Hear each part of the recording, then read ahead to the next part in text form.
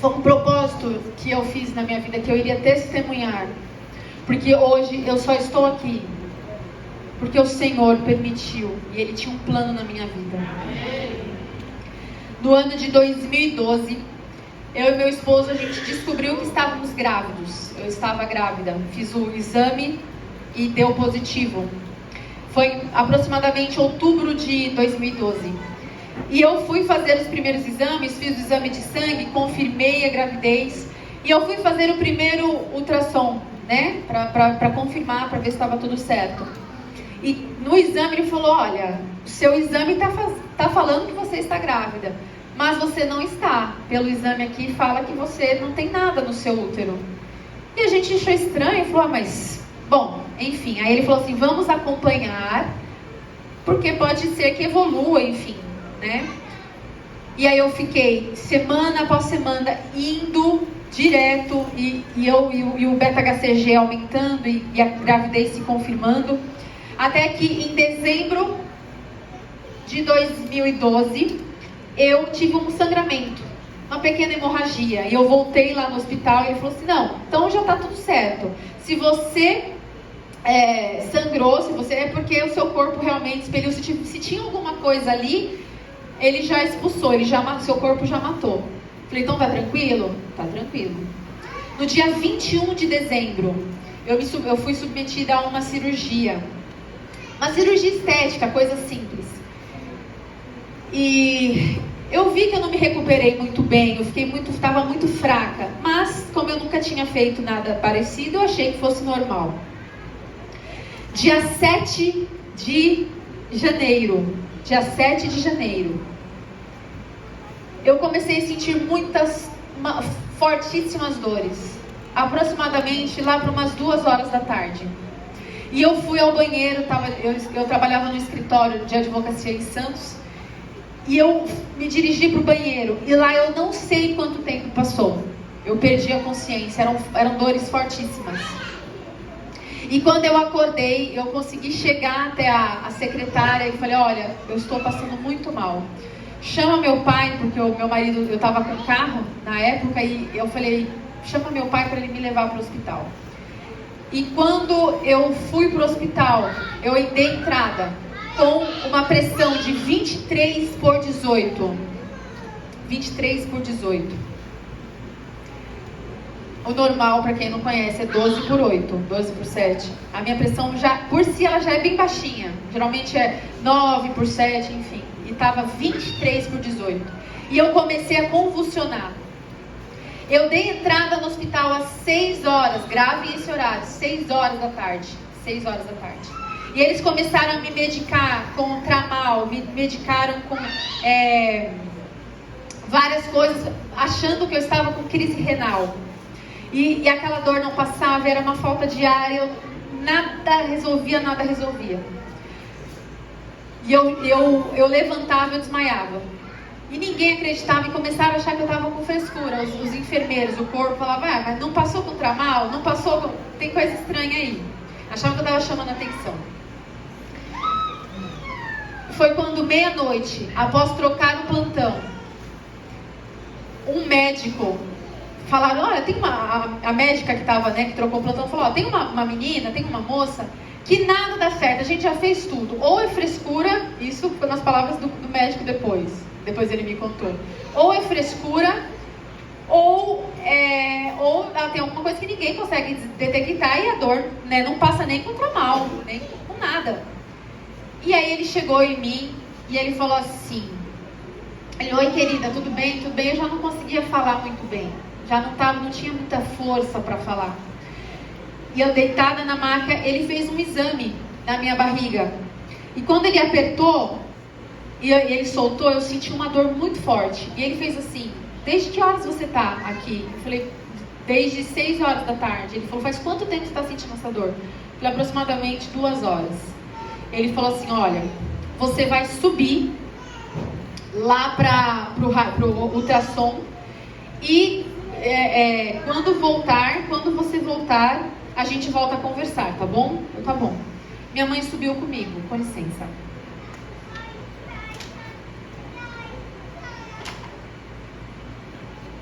Minha mãe subiu comigo. Chegando lá, ele começou a fazer os exames. O médico fez assim: você tá desde que horas aqui? Eu falei: eu tô desde as 2. E ele fez assim, ele falou: mas por que ninguém te chamou desde as 6?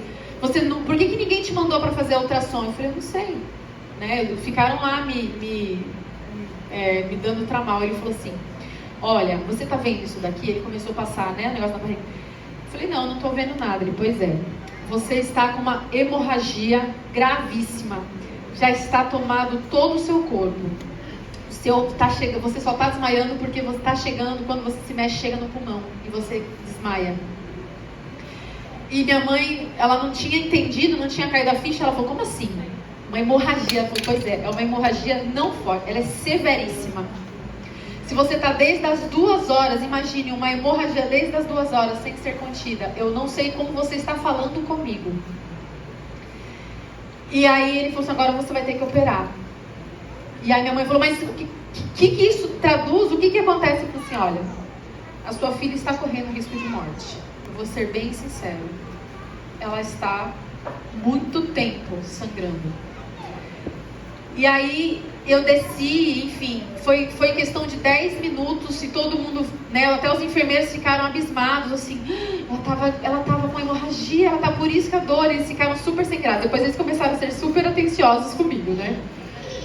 E aí, eu lembro que quando eu tava entrando, eu me despedi do meu pai, me despedi da minha mãe. Meu pai, na verdade, ele nem quis falar comigo, ele tava muito choroso. Minha mãe também muito abalada. E aí, quando o meu marido chegou na maca, eu só tinha meu primeiro filho, o Vitor. E era bebezinho, ele tinha 3 anos.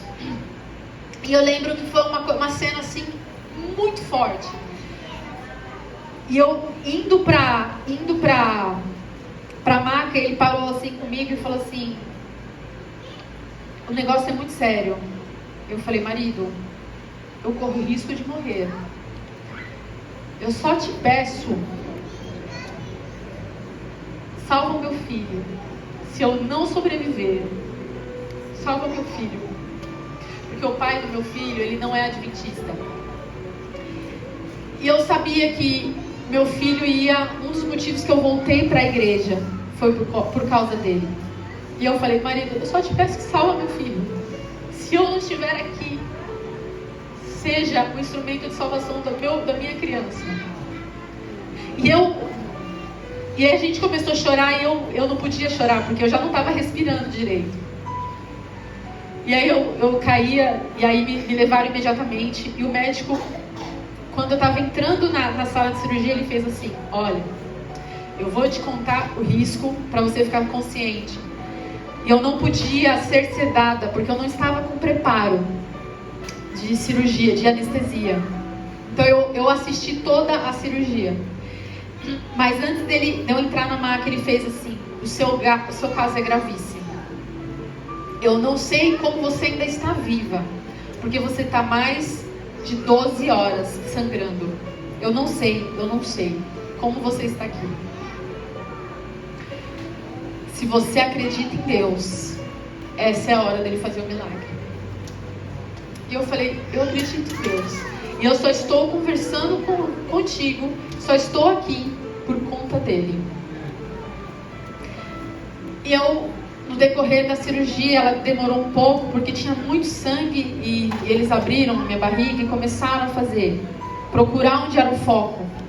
Descobriu-se que eu estava de 4 meses, de uma gravidez tubária. A gravidez não evoluiu. E o bebê, o feto, estava do tamanho de um limão na minha trompa. E eu tinha perdido tanto sangue que eu estava muito fraca. E eu comecei a ir embora. Eu comecei a morrer.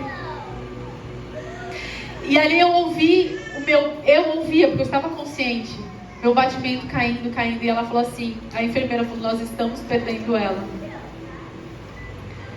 E eu só ouvi meu coração parar.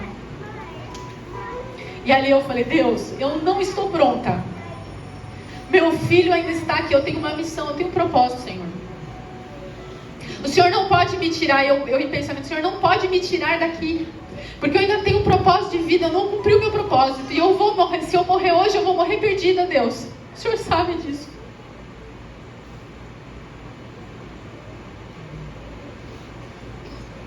E milagrosamente,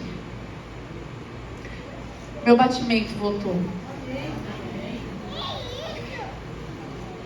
Eu voltei.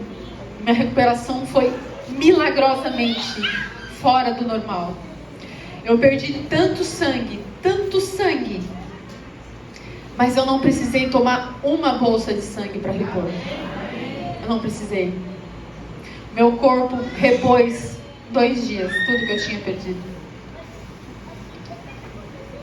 Se eu tivesse morrido ali, Jesus teria voltado para mim naquele momento. O meu destino estaria selado. Eu não estaria falando com vocês hoje, nem tão pouco dando meu testemunho. Não sei se o meu filho que estaria com o pai dele, ele estaria salvo. Não deixe para fazer agora, não é hoje, é agora. Porque Jesus pode requerer a sua vida amanhã. Eu vou cantar um hino agora.